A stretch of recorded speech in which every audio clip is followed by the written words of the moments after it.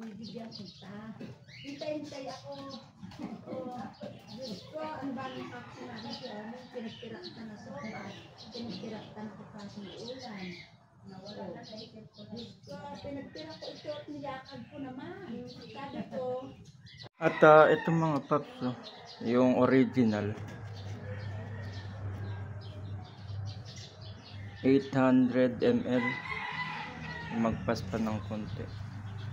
Ang kaibahan sa original ay ito yung original. Ayan, malub. Kunin lang natin yung ano at i-compare, no. I-compare natin. At ito naman yung fake.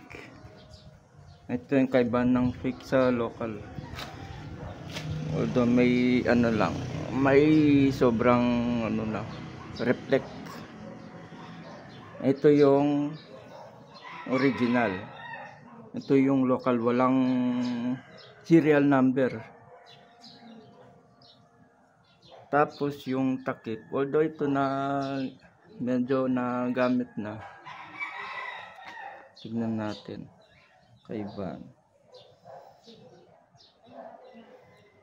Yung pagkaka plastic mold ng takip pala ng local ay kabaligtaran ng pagkaka plastic molding ng original. Nakasilyo pa yan, no? Nakasealed. At yung kulay makikita din natin, ito yung harap original at ito yung fake. Check din natin kaiba. Wala tayong masyado makitang kaibahan nila dahil may reflection dito.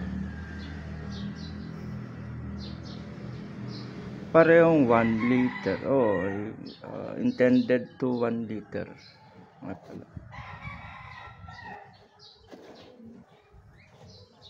Yung kulay, i-check natin. Mapat. Sa pagbukas, buksan muna natin to original sa fake. Wait lang. Original, butasin muna natin ng konti. Tapos transfer.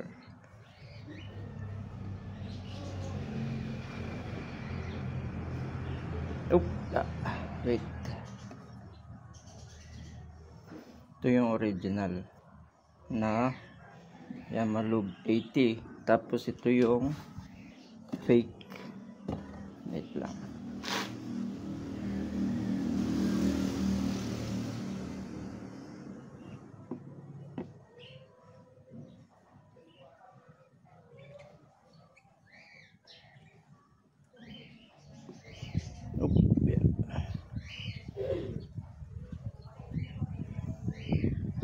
Yun.